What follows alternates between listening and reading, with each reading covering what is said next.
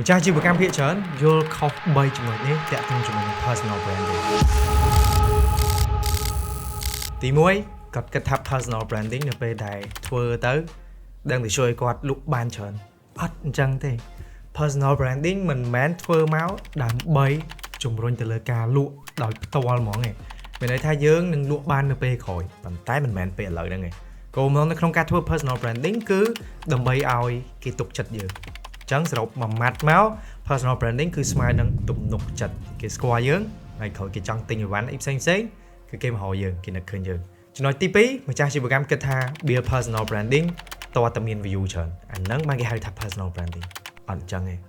personal branding អត់សំដៅថាយើងនឹងធ្វើវីដេអូ hit នៅលើ TikTok ឬមួយក៏ Facebook មាន view រាប់លានមិនមែនអញ្ចឹងទេអញ្ចឹងហើយតាក់ទងជាមួយនឹង personal branding គឺយើងចង់ឲ្យមនុស្សមួយក្រុមដែលជាអតិថិជនគោលដៅរបស់យើងនឹងស្គាល់ថាយើងគឺជានរណាគេយើងធ្វើអីយើងលក់អីអាជីវកម្មយើងជាអីគេយើងគឺជាអ្នកជំនាញទៅលើផ្នែកអីគេអានេះគេហៅថា personal branding ចំណុចទី3ចាស់អាជីវកម្មគាត់គិតថាធ្វើ personal branding តើតើគាត់នឹងខ្លាយទៅជាតារាល្បីឬមួយក៏ influencer អត់មាននរណាគេឲ្យយើងខ្លាយទៅជាតារាល្បីឬមួយក៏ influencer ទេ personal branding គ្រាន់តែជាផ្នែកមួយដែលជួយឲ្យគេស្គាល់យើងទេដូចខ្ញុំនិយាយមកអញ្ចឹងនៅចំណុចទី2អញ្ចឹងនេះគឺជាសំណួរមួយដែលម្ចាស់អាជីវកម្មភាគច្រើនគាត់តែងតែសួរថាធ្វើ personal branding មកបានប្រយោជន៍អីបើសិនជាជួយដល់ការលក់អត់បានផងអញ្ចឹងដើម្បីឈានទៅដល់ការលក់បានគឺយើងត្រូវការឆ្លងកាត់3ជំហាននេះអានេះគឺជា 3C framework ដែលខ្ញុំតែងតែលើកយកមកនិយាយបើសិនជាយើង search ពាក្យថា marketing funnel យើងចូលទៅក្នុង Google យើងឃើញមានតែមួយនេះតែប៉ុន្តែយើងអត់ត្រូវការធ្វើច្រើនដល់ប៉ុណ្្នឹងឯងនៅលើ social media ខ្ញុំ recommend ធ្វើត្រឹមតែ3ជំហានបានទេទី1 top of funnel top of funnel គឺយើងត្រូវការធ្វើ content ដើម្បីទាញចំណាប់អារម្មណ៍ឬមួយក៏ attention អញ្ចឹងដើម្បីធ្វើ content ទាញចំណាប់អារម្មណ៍បានយើងមានវិធីសាស្ត្រមួយចំនួនដើម្បីអាចធ្វើបានទី1គឺ content តាក់ទងជាមួយនឹងការកំសាន្តឬមួយក៏ entertainment ដែលមានគេធ្វើច្រើនទី2តាក់ទងជាមួយនឹង tip គឺនឹងប្រម៉ូទ target audience មកទី3គឺ content តាក់ទងជាមួយនឹង trending អាហ្នឹងមានន័យថាបើយើងអត់សូវមានគំនិតអីនៅក្នុងការផលិតមាតិកាទេយើងមើលអាណាដែលគេល្បីប្រធានបទនឹងកំពុងល្បីស្រាប់ហើយយើងលើកអានឹងយកមកនិយាយមកជំហានទី2គេហៅថា engagement content ហ្នឹងគឺជាប្រភេទ content មួយដែលយើង mention target customer របស់យើងអញ្ចឹង content ប្រភេទហ្នឹងភាគច្រើនគឺជា content តាក់ទងជាមួយនឹង educational content ឬមួយក៏មាតិកាតាក់ទងជាមួយនឹងការអប់រំឬមួយក៏ចំណេះដឹងអាហ្នឹងដែលគេ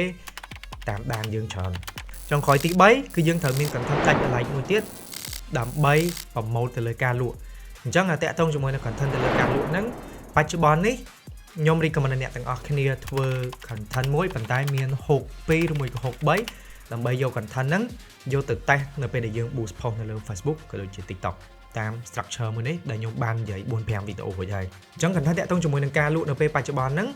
បើសិនជាយើងធ្វើតែមួយអាចថារៀងពិបាកយកទៅ boost តិចដោយសារយើងអត់ដឹងថាហ្នឹងដាក់ទៅគេចាប់អារម្មណ៍ចង់ឆាតសួរយើងរួចក៏អត់ទេអញ្ចឹងហើយបើសិនជាយើងមាន3វាក៏ជារឿងដែលល្អព្រោះអីបើមួយមិនដែរអាចនឹងមានមួយទៀតដែរ3ជំហាននេះម្ចាស់អាជីវកម្មក៏អាចសិក្សាបានដែរនៅក្នុងវគ្គសិក្សា 2x2 Master Social Media Marketing ដែលទើបតែចេញមេរៀនថ្មីៗចាប់ពីដើមឆ្នាំនេះទេអញ្ចឹងមេរៀនរបស់យើងគឺមានតាំងពីជំនាញទៅលើការផលិតមាតិកាយុទ្ធសាស្ត្រក្នុងការសរសេរ script copywriting ក៏ដូចជាបច្ចេកទេស boost ទៅលើ Facebook និង TikTok អ្នកដែលគាត់ register ឥឡូវនេះតម្លៃតែ$96ទេពេលក្រោយយើងនឹងឡើងទៅ$129ជាពិសេសអ្នកដែលគាត់ register ឥឡូវនេះគឺមាន support 5 ខែពីខ្ញុំផ្ទាល់តែម្ដងថ្ងៃអ្នកនរគ្នាអាច inbox មក Telegram របស់ Sing Marketing បានអញ្ចឹងអាច register បានតាមរយៈ Telegram របស់ Sing Marketing